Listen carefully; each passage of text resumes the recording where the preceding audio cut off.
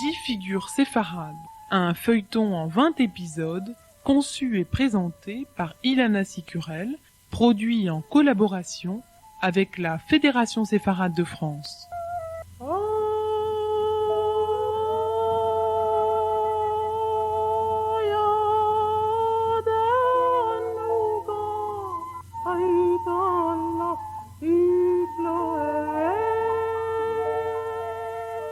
Nous commençons aujourd'hui cette série consacrée à 10 figures séfarades par une évocation de Yehuda Halevi. Yehuda Halevi, poète né en Espagne à la fin du XIe siècle, a deux visages. Auteur de poèmes profanes d'une grande sensualité, il a aussi écrit des textes liturgiques que l'on chante encore aujourd'hui dans les synagogues. Ces deux aspects, qui paraissent aujourd'hui contradictoires, ne l'étaient peut-être pas tant pour un homme du Moyen-Âge. Nous suivons les traces de Yehuda Halevi en compagnie de Colette Sirat, professeure à la Sorbonne.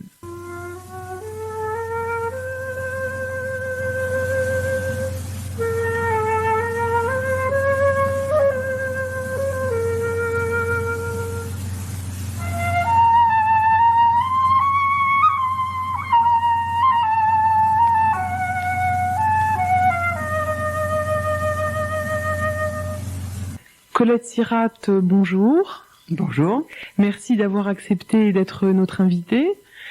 Alors nous allons parler, vous êtes, je vous présente, directeur d'études à l'École pratique des hautes études en Sorbonne, et vous êtes l'auteur d'un livre, Philosophie juive en terre d'islam et en pays de chrétienté, qui est publié en 2 tomes aux presses du CNRS. Et c'est avec vous que nous allons aujourd'hui dresser le portrait de Yehuda Halevi. Alors, avant de parler précisément de Yehuda Halevi, je crois qu'il est important, pour bien comprendre son œuvre, de replacer Yehuda Halevi dans le contexte historique dans lequel il a vécu. Alors, Yehuda Halevi est né en Espagne vers 1075, et à cette époque, l'Espagne était divisée en 2. Oui, c'est-à-dire que la reconquête chrétienne avait commencé dans les royaumes du Nord. En revanche, les royaumes du Sud étaient toujours musulmans.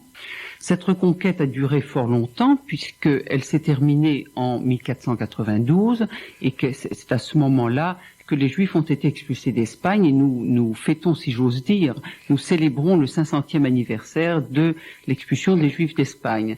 Cependant, pendant toute cette période, c'est-à-dire depuis le IXe siècle jusqu'au XVe siècle, il y a eu un judaïsme espagnol extrêmement vivant. Beaucoup plus vivant d'ailleurs au début dans les royaumes musulmans que dans les royaumes chrétiens, mais enfin cela forme un tout. On peut dire que la chose avait commencé dans le 1er siècle de l'Hégire. Dès la conquête musulmane, avait commencé à se bâtir dans la communauté juive une couche de bourgeois, de grands marchands, qui ont non seulement appris l'arabe, mais qui ont utilisé les sources de la connaissance qui se trouvaient en arabe pour élargir le domaine de la pensée juive, de la pensée, de la poésie et également de l'étude de la Bible, puisque la première chose qui fut faite lorsqu'il y a eu un milieu intellectuel juif a été de fixer par écrit la Massor, c'est-à-dire les règles de cantillation de la Bible et les règles de grammaire, comment on fait passer l'écrit à l'oral. Et donc cette réflexion sur la grammaire a pu se développer grâce à l'étude de la grammaire arabe. Ça a été le tout début, n'est-ce pas, avec Saadia Gaon et les premiers massorètes. Et puis, juste après, il y a eu une réflexion sur la poésie. Les poètes la poésie a été le second domaine intellectuel qui s'est développé grâce aux sciences arabes, et Yehuda Halevi en a été d'une certaine manière le représentant le plus illustre, car il me semble, en tout cas pour moi, les poèmes de Juda et Lévi sont les plus beaux qu'on ait écrits au Moyen-Âge. D'ailleurs, c'est une période de renaissance de la langue hébraïque, puisque les poèmes de Juda et Lévi sont écrits en hébreu. C'est cela. Alors, il y a eu, d'une part, pour tout ce qui concerne les sciences et la philosophie, les ouvrages des Juifs ont été écrits en arabe. Par exemple, Maïmonide n'a écrit qu'un seul ouvrage en hébreu, le Mishneh Torah, mais son grand livre, le Guide des Égarés, comme son commentaire sur la Mishnah, sont en arabe. Et de la même manière, Juda Lévi a écrit son fameux Kuzari en arabe, mais en revanche, ses poèmes ont été écrits en hébreu. Et là, c'est une poésie qui est tout à fait différente de la poésie qui avait précédé les poètes juifs d'Espagne. On avait dans les pays, surtout en Eretz Israël, une poésie très savante. On connaît surtout Kalir, qui est le plus connu de ces poètes, disons, d'époque byzantine. Et ce sont des poèmes très savants qui jouent sur les mots, qui jouent sur les sons, mais qui sont pratiquement incompréhensibles. Tandis que les poèmes des poètes juifs d'Espagne sont faits avec des mots très simples. Ils parlent au cœur, ils parlent à l'esprit, ils utilisent les rythmes et les méthodes des poètes arabes, et ce sont des poèmes qui sont actuellement tellement proches des gens, enfin de tout le monde, que les poèmes de Juda Lévi sont parmi les chansons les plus connues de notre temps, n'est-ce pas? Libi Bemizrach est sûrement l'une des chansons que tout le monde connaît. Puisque tu veux me dire adieu, attends un peu que je regarde ton visage. Souviens-toi des jours de nos voluptés comme il me souviendra des nuits de nos amours. Et si ton image en mes rêves passe, que la mienne aussi passe dans les tiens. Souviens-toi que le jour de ta souvenance ressuscite à la vie celui qui meurt d'amour. Et quand se lèveront les ossements des morts, rends mon âme à mon corps, afin qu'il ressuscite, car elle m'a quitté au jour où tu me quittas.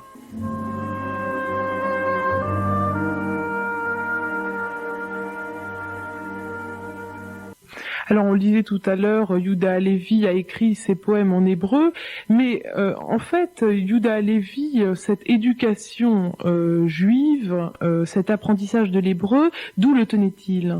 On ne sait pas du tout, parce qu'on ne connaît rien de la jeunesse de Juda Lévi. On ne sait même pas s'il est né à Tudel ou à Tolède. Or, Tudel est en pays musulman et Tolède était en pays chrétien. On ne le sait pas. On ne connaît Juda Lévi qu'à partir du moment où il commence à faire ses voyages en Espagne. Ce qu'on sait, c'est que dans sa jeunesse, il a étudié l'arabe, il a étudié non seulement la langue arabe et la langue hébraïque, mais également les sciences, c'est-à-dire la philosophie, c'est-à-dire la physique, la métaphysique et la médecine, car il a exercé la médecine. C'est-à-dire que, comme la très grande majorité des grands intellectuels de ce temps-là, comme tous ses amis, Moïse Ibn Ezra, Abraham Ibn Ezra, il a été un homme complet. Il a étudié la langue, il a également étudié tout ce qui faisait le monde intellectuel de l'époque. C'était véritablement un homme complet.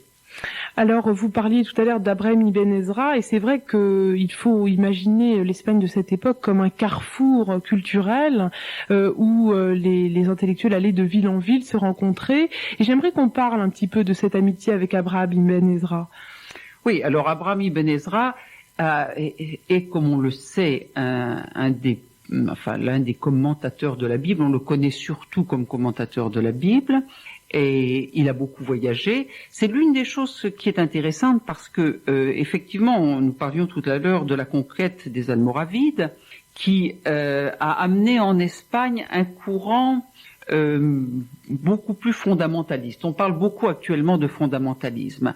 Eh bien, ce qui s'est produit en Espagne et ce qui s'est produit en islam, c'est qu'il y a eu l'arrivée des dynasties fondamentalistes.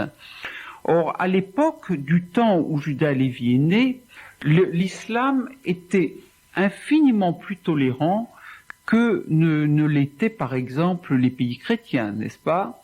C'était non seulement il y avait beaucoup de juifs au gouvernement, mais les juifs jouissaient d'une grande liberté. Certes, ils n'avaient pas le même statut que les musulmans, mais il n'empêche que ils ont joui pendant des siècles d'une liberté qui ensuite a disparu du monde médiéval. Et alors Abraham ibn Ezra, c'est beaucoup, lui aussi, a beaucoup voyagé, comme l'a fait Juda Halevi. Ils allaient de ville en ville, ils passaient d'Espagne musulmane à l'Espagne chrétienne, car n'est-ce pas, ça n'était pas du tout, il n'y avait pas de frontières fermées à l'époque, on se promenait beaucoup, il y avait des dangers, n'est-ce pas, il y avait des pirates, on risquait toujours des accidents, mais il n'empêche que tous deux sont des exemples de gens, mais il y en a beaucoup d'autres évidemment, il y a eu un peu plus tard Benjamin Tutel, de gens qui ont voyagé dans beaucoup de pays, qui ont fait connaissance de beaucoup de gens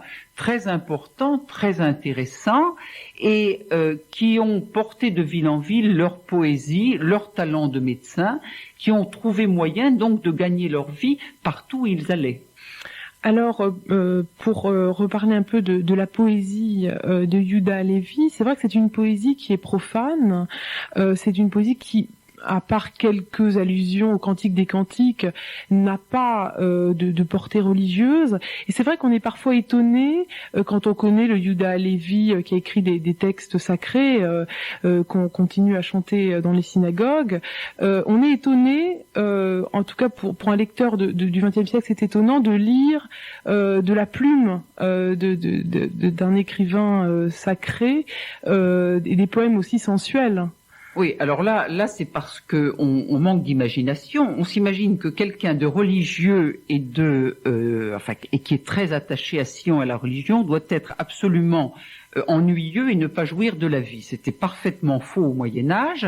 La très grande majorité de tous ces poètes, n'est-ce pas, Moïse ibn Ezra, Abraham ibn Ezra, etc., ont écrit des poèmes profanes et des poèmes religieux. Ils ont su jouir des plaisirs que leur offrait la vie normale, c'est-à-dire une vie relativement aisée, avec des banquets, avec du vin, avec des amants, peut-être. En tout cas, il en est question, et des amantes. Il parle d'amour, il parle de plaisir, il parle aussi de l'amour de Dieu et de l'amour de Sion. Il y a là je crois que notre conception de la vie religieuse est extrêmement restrictive. Ça n'était pas celle de Juda Halevi. Il y a eu une grande querelle parmi les érudits parce que il est question dans les poèmes de Juda Halevi de tzvi, c'est-à-dire ce qui représente un homme, et alors on s'est demandé, Juda Halevi a-t-il été homosexuel? C'est possible, à l'époque, ça n'était pas une chose affreuse, à l'époque c'était une chose pratiquement normale. La beauté était aussi bien masculine que féminine, et il y a beaucoup de textes qui parlent de la beauté aussi bien des hommes que celle des femmes. Donc la chose n'est pas impossible, loin de là, et ça n'enlève rien à Juda Halevi en tant qu'homme religieux. La nuit où cette biche m'a dévoilé la splendeur de ses joues et les boucles de ses cheveux rouges comme un rubis, couvrant sa tempe de pur cristal, son beau visage était pareil au soleil levant, rougissant, illuminant les nuées du matin par l'ardeur de sa lumière. Alors cette première période de la vie de Juda Halevi est marquée par une certaine tranquillité dans la vie des Juifs de cette époque, des rencontres entre intellectuels juifs et arabes, donc une vie assez paisible. Mais il y a une rupture dans la vie de Juda Halevi, c'est l'arrivée des Almohades en Andalousie, et avec cette arrivée, la vie des Juifs va se détériorer. Oui, c'est le début de la détérioration. En fait, au XIIe siècle, ça n'a pas été trop dramatique jusqu'à l'arrivée des Almohades. La seconde dynastie fondamentaliste, et celle qui a fait fuir Maïmonide jusqu'à Fès, puis en Égypte. Et cependant, c'était une différence suffisamment grande dans la vie des Juifs pour que Juda Lévi quitte effectivement l'Espagne musulmane pour remonter dans les pays chrétiens. Et dans les pays chrétiens, il y avait aussi à l'époque une certaine liberté. On ne peut pas du tout comparer l'Espagne chrétienne de 1100 à l'Espagne chrétienne de 1400. Il n'y avait pas de pogrom, il n'y avait pas de persécution.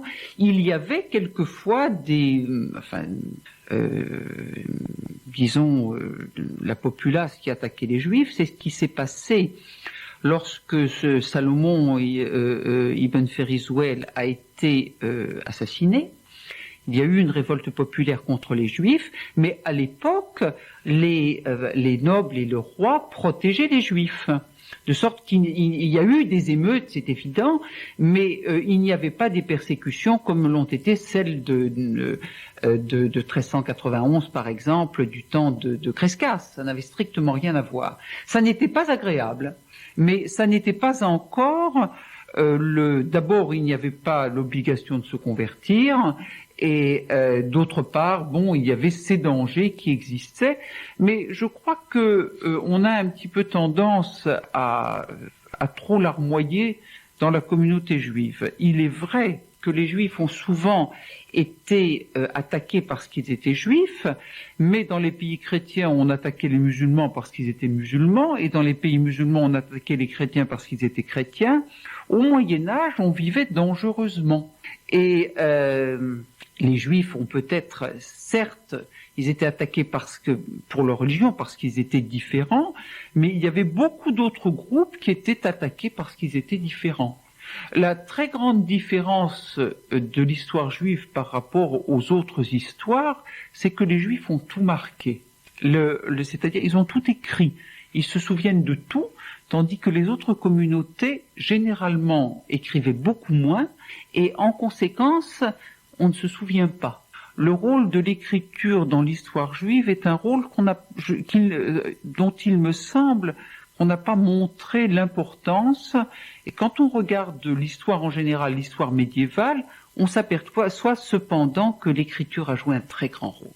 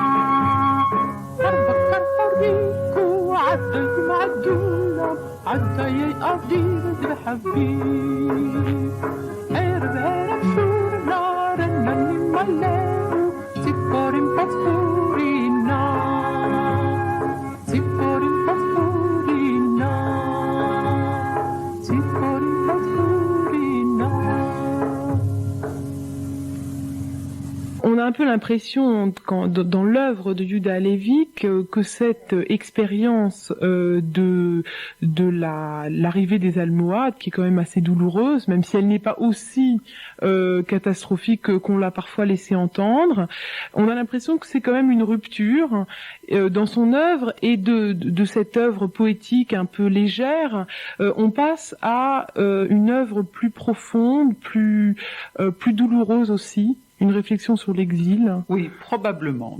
Il est sûr que cet événement a joué un rôle dans la vie de Yehuda Halevi. Il est vrai aussi que Yehuda Halevi tout simplement a vieilli, que les poèmes de jeunesse, les poèmes d'amour, les poèmes de vin ont laissé la place à des poèmes plus douloureux, plus sombres, plus religieux également, et où il s'est posé la question: quelle est la place des Juifs dans les pays où ils sont sous domination aussi bien musulmane que chrétienne? Il s'est posé la question de la place du judaïsme parmi les autres religions, et durant 20 ans, il a pensé à cette œuvre qui est devenue l'une des œuvres de pensée juive les plus importantes, et qu'on appelle le Kuzari. Alors cette œuvre, nous allons nous y pencher et l'analyser plus précisément dans notre prochaine émission. Nous allons donc laisser Yehuda Halevi avant l'écriture de ce Kuzari. Colette Sirat, merci et à demain.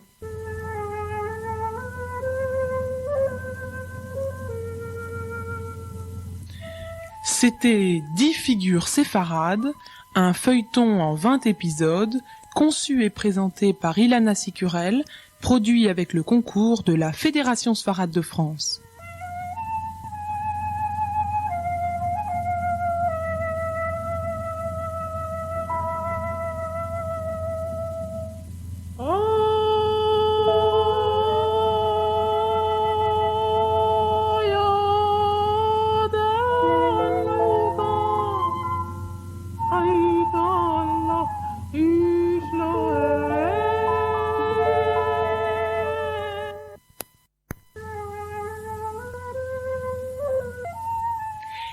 Grandes figures séfarades, un feuilleton en 20 épisodes, conçu et présenté par Ilana Sicurel, produit en collaboration avec la Fédération séfarade de France.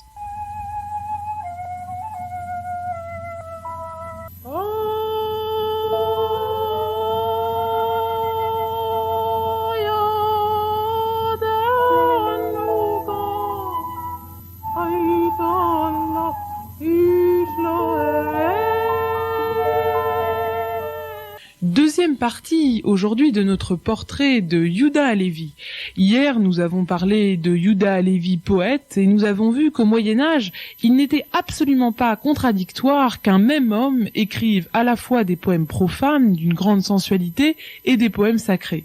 Aujourd'hui, nous évoquons le Kuzari, l'œuvre majeure de Yehuda Halevi, qu'on qualifie souvent d'œuvre philosophique. Mais cette œuvre est-elle vraiment philosophique ? C'est la question que nous nous posons avec Colette Sirat. Colette Sirat, bonjour. Bonjour. Alors on vous retrouve pour ce second épisode consacré au poète et philosophe Yehuda Halevi.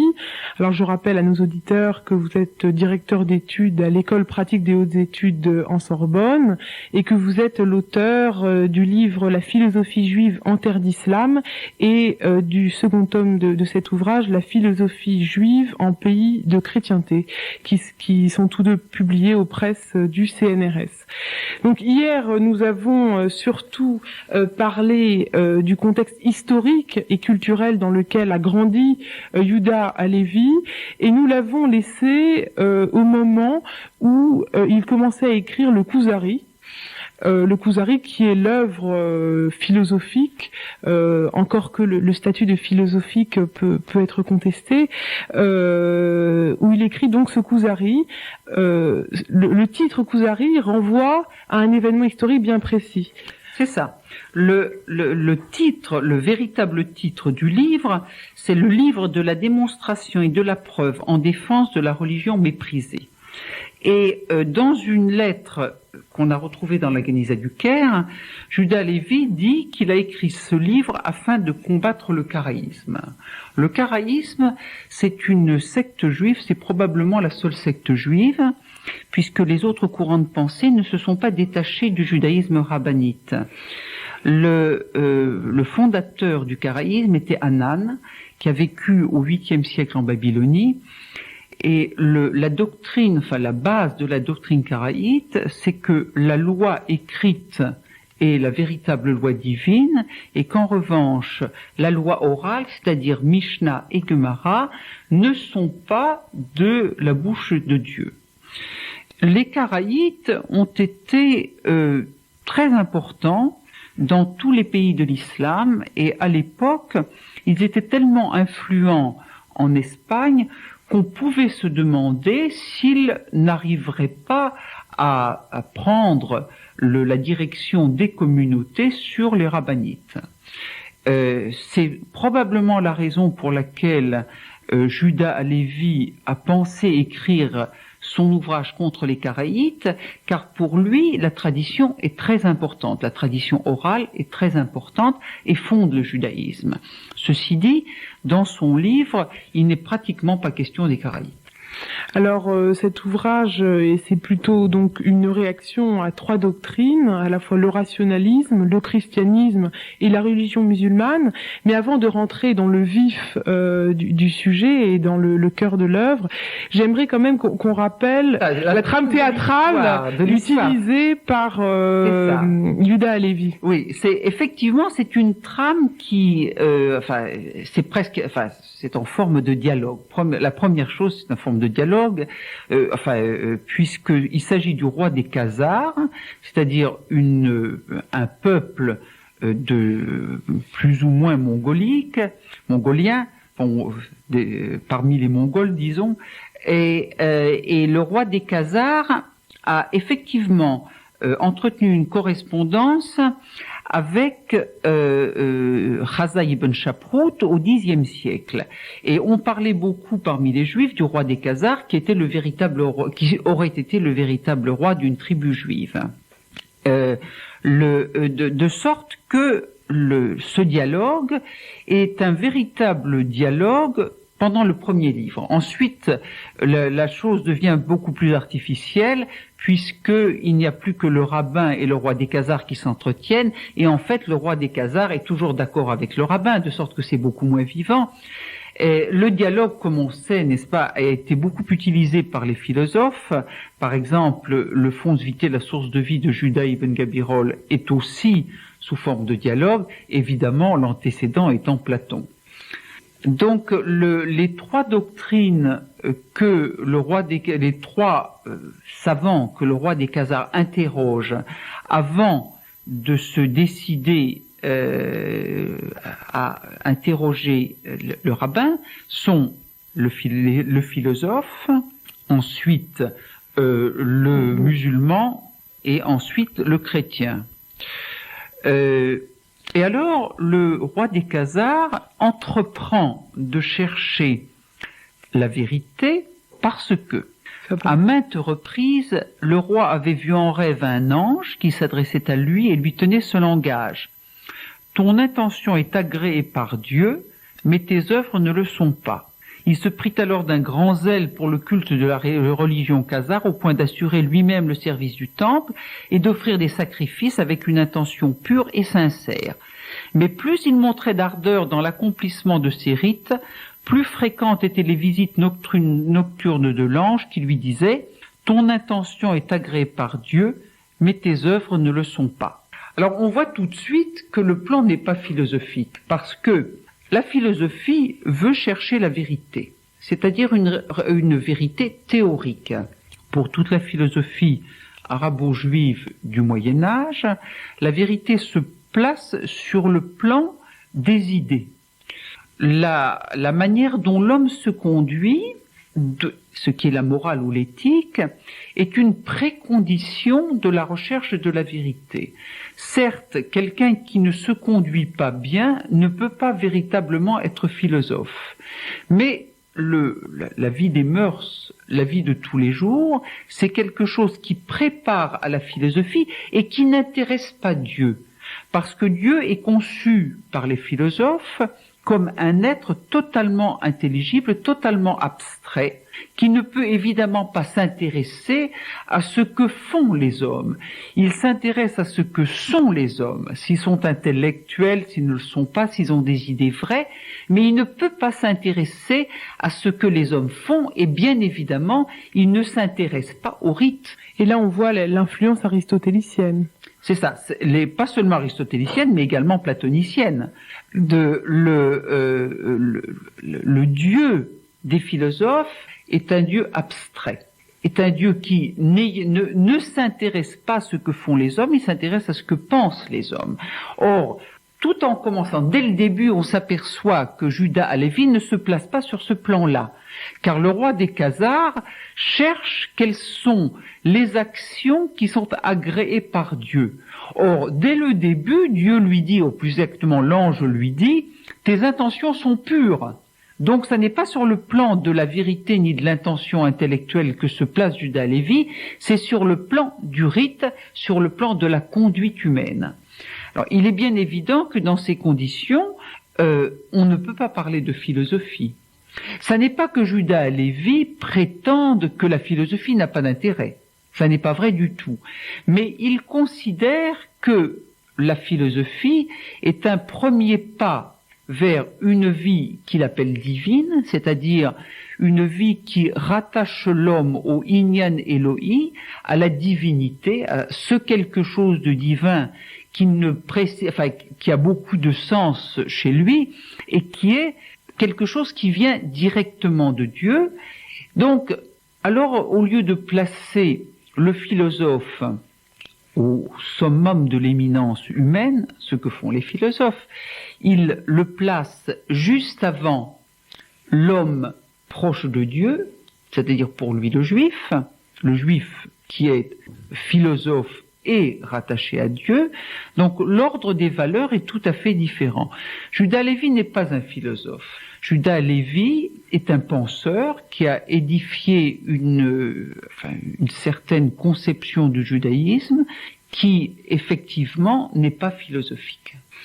Alors, pour en revenir plus précisément donc aux trois protagonistes qui s'opposent au roi des Khazars, le roi des Khazars donc, je rappelle, qui s'engage sur la quête de la vraie religion. Le premier rencontré, c'est le rationaliste. Et en fait, quel est l'argument du rationaliste que le rabbin va réfuter? Le philosophe explique au roi des Khazars qu'aucune religion n'est supérieure à l'autre, parce que la religion n'a rien à voir avec la science. Or, c'est la science et la vérité qui constituent le but final de la vie de l'homme. Puisque la religion n'est qu'une loi politique qui permet d'organiser la société humaine de manière à ce que l'homme parfait, le philosophe, puisse atteindre son but ultime, c'est-à-dire la conjonction avec l'intellect agent, n'est-ce pas, la religion en soi n'a pas véritablement d'importance. Et il ne peut pas répondre à la question du Khazar, puisque le roi des Khazars, justement, demandait non pas quelle est la vérité théorique, j'ai la conviction intime que mon âme est pure, d'ailleurs l'ange lui a dit, mais il existe sans doute des œuvres qui sont agréables à Dieu par elles-mêmes, et non en raison des idées qui les suscitent. Donc le philosophe ne répond pas à la question du roi des Khazars. En revanche, évidemment, les deux représentants des religions ne répondent pas au roi des Khazars pour une raison tout à fait différente, c'est que leur religion est basée sur la Bible. Puisque la religion chrétienne, comme la religion musulmane, admettent que Dieu s'est adressé d'abord aux patriarches et a d'abord donné sa parole, parler au peuple d'Israël, le roi des Khazars tout simplement déclare, eh bien je vais retourner à la source, et il interrogera le rabbin, puisque d'une certaine manière, les deux religions sorties du judaïsme ne sont que les successeurs tandis que le judaïsme est à la base même de la Bible, c'est le peuple de la Bible, et c'est au peuple de la Bible qu'il s'adresse lorsqu'il s'adresse au rabbin. Et quand le rabbin, après avoir donc montré le caractère contradictoire à la fois de la philosophie, du christianisme et de la religion musulmane, dévoile sa propre foi, la première chose qu'il dit, c'est « je crois » en Abraham, Isaac et Jacob. En le Dieu d'Abraham, d'Isaac et de Jacob. Donc on voit tout de suite qu'il se place sur le terrain de la foi et non pas de la spéculation. Pas tout à fait. En réalité, ça n'est pas sur le terrain de la foi qu'il se place. Il dit qu'il croit en une histoire. Car en fait, toute la démonstration du rabbin est basée sur l'histoire d'Israël. Pour lui, il y a eu des faits historiques. Le peuple d'Israël a été délivré d'Égypte, il a traversé le désert, il a reçu la loi sur le mont Sinaï, et ça, ce sont des faits. C'est quelque chose qu'on ne peut pas mettre en doute. On ne peut pas le mettre en doute parce que le monde tout entier admet que cela s'est produit. Donc, il y croit, non pas à cause de la foi du charbonnier, c'est pas du tout ça qu'il s'agit. Il y a des faits. Et cela fonde toute l'histoire d'Israël et toute la théologie de Juda et Lévi.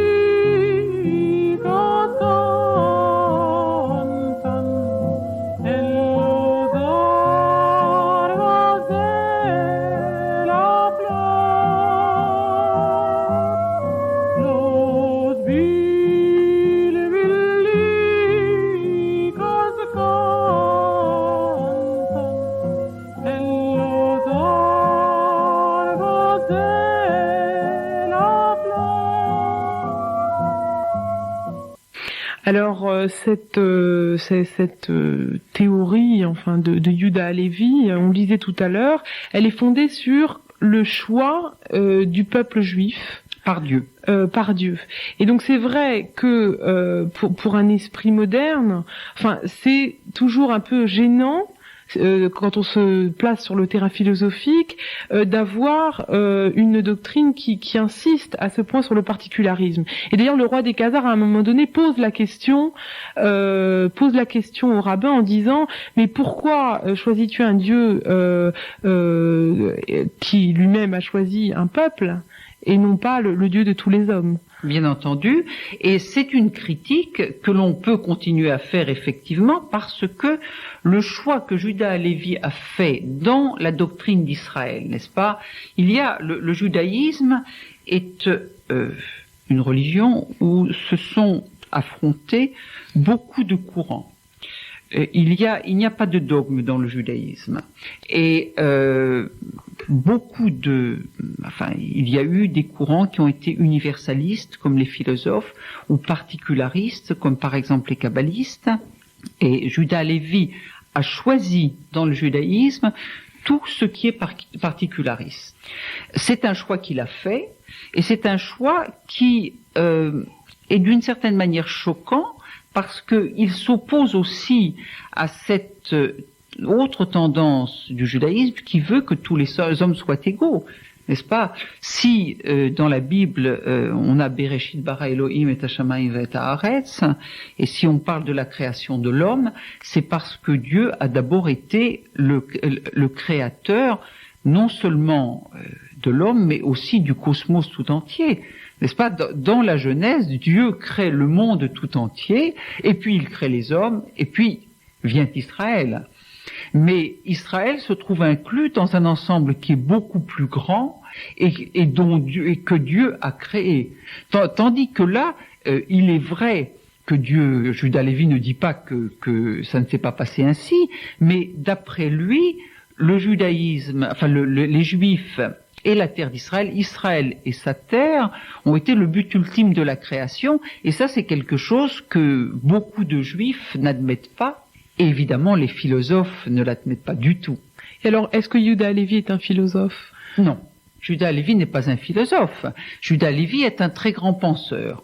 Mais sûrement, il n'est pas un philosophe, et pour les historiens de la philosophie comme moi, il est sûr que les philosophes qui, eux, au contraire, mettent l'accent sur l'universalisme, c'est-à-dire que le juif ne peut être véritablement juif qu'en étant juif et homme, n'est-ce pas? Pour les historiens de la philosophie, cela correspond mieux à la vocation d'Israël que ce particularisme qui est effectivement, sur certains points, extrêmement choquant. Alors effectivement, ce particularisme qui paraît justement exclure les autres groupes humains, comment est-ce qu'il a été perçu, par exemple, par les Arabes, puisqu'il était écrit en langue arabe? Est-ce qu'il y a eu un écho? Je ne connais pas de commentaires sur le Kuzari qui était écrit en arabe. Le Guide des Égarés, le premier commentaire du Guide des Égarés a été écrit par un arabe, Al-Tabrizi. En revanche, et puis on sait que le Guide des Égarés a été très rapidement traduit en latin, il y a eu une assez importante influence sur Thomas d'Aquin par exemple. En revanche, le Kuzari n'a pas été, à mon sens, enfin à ma connaissance, n'a pas été commenté par les Arabes, ni par les chrétiens. Il a été, en revanche, il a eu un très grand succès chez les Juifs, et on peut comprendre cela parce que ensuite, n'est-ce pas, à partir du moment où le peuple d'Israël se sent attaqué, il a tendance à dresser des barrières, à se restreindre dans ses propres murailles, à mettre une ceinture, une clôture tout autour de la Torah, et certainement le Kuzari a aidé le peuple juif à se sentir mieux dans son particularisme, à résister à toutes les attaques, à comprendre peut-être, ou à essayer de comprendre les raisons pour lesquelles on l'attaquait, à se justifier à ses propres yeux. Il est certain que dans les derniers siècles où les Juifs ont été en terre d'Espagne et ensuite lorsqu'ils ont été dispersés tout autour de la Méditerranée, ils avaient besoin de réconfort. Ce réconfort, Judah Halevi le leur a apporté avec le Kuzari. Et en cela, d'ailleurs, Judah Halevi est assez marginal dans le paysage des autres penseurs juifs de cette époque, puisque vous développez cette idée dans la philosophie juive au Moyen-Âge. Ce qui caractérise les penseurs juifs du Moyen-Âge, c'est la tentative de réconcilier la philosophie, un système rationaliste de pensée, et la religion juive, d'autre part. Oui, et il me semble que ce point de vue de la philosophie est toujours celui, enfin des des philosophes actuels, c'est-à-dire il est très difficile d'admettre que le peuple juif soit tellement supérieur aux autres peuples. C'est très difficile à admettre parce qu'il suffit de regarder pour se rendre compte que ça n'est pas tout à fait vrai, n'est-ce pas? Et d'ailleurs Judas Lévi le dit lui-même, n'est-ce pas? Nous sommes actuellement en exil, mais et nous ne sommes pas le véritable Israël, parce que le véritable Israël devrait être dans sa terre et offrir les sacrifices, puisque les sacrifices sont pour lui un très puissant moyen de rapprocher le juif de Dieu.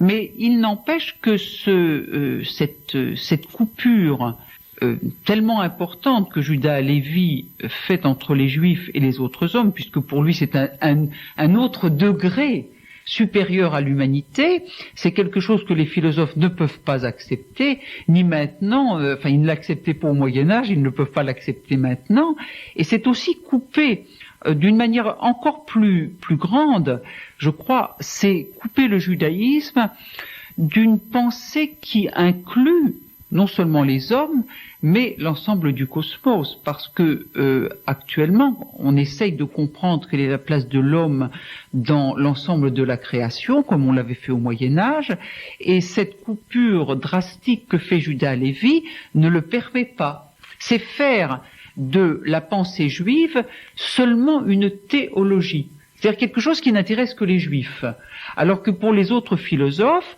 tout intéresse le juif. Tout ce qui concerne le monde, tout ce qui concerne l'humanité intéresse le juif, parce qu'il n'est véritablement juif que quand il est véritablement homme, et non pas lorsqu'il est coupé des autres et qu'il considère qu'il est vraiment supérieur à tout le monde. Alors, nous arrivons au terme de notre émission malheureusement, et pour renouer avec notre fil chronologique, on parlait du sionisme qui apparaît dans le Kuzari, et Judas Lévi a été fidèle d'une certaine manière à cette idée qu'il développe dans le Kuzari, puisqu'il prend la décision à la fin de sa vie d'aller en Israël. Oui, c'est vrai, il en prend la décision, il s'embarque avec son gendre, probablement le fils d'Abraham ibn Ezra, entre autres, parce qu'il il s'est embarqué avec toute sa maisonnée. Il est arrivé en Égypte et contrairement à la légende, semble-t-il, il y est resté. C'est-à-dire que les lettres qu'on a trouvées dans la Gniza montrent qu'il est mort environ 6 mois après être arrivé en Égypte. Il semble qu'il se soit attardé quelques mois. Ensuite, il a voulu partir. Et puis, il a été retardé parce que le temps ne permettait pas au bateau de partir, de mettre voile. Et il est redescendu à terre et ensuite il est mort. De sorte que son rêve n'a pas été réalisé. Il a écrit les plus beaux poèmes en l'honneur de Sion, et semble-t-il, il est mort sans voir Sion. Eh bien, pour finir, nous allons tout de suite écouter un poème à l'honneur de Sion. Colette Sirat, merci beaucoup d'avoir accepté d'être notre invitée, et à bientôt. ציון הלא תשאלי לשלום אסירייך, דורשי שלומך והם יתר עדרייך. מים ומזרח, מצפון ותימן, שלום רחוק וקרוב, שאי מכל עברייך. ושלום אסיר תאווה נותן דמאב כטל חרמון, ונחשף לריתם על הררייך. לבכות ענותך הניתנים, ואת החלום שיבת שבותך אני כינור. Les Shiraïr. Sion, que ne t'enquières-tu du sort de tes captifs, reste de tes troupeaux qui t'adressent leur salut. De l'Occident et de l'Orient, du Nord et du Midi, de près ou de loin reçois ce salut de toutes les frontières, et te salue aussi le prisonnier d'un ardent amour pour toi, qui verse des larmes, pareilles à la rosée du Hermon, et voudrait en arroser tes monts. Quand je pleure sur tes souffrances, je suis comme un chacal.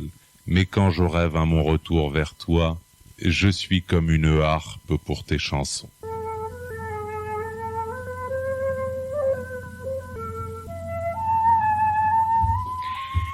10 figures séfarades, un feuilleton conçu et présenté par Ilana Sicurel, produit en collaboration avec la Fédération séfarade de France.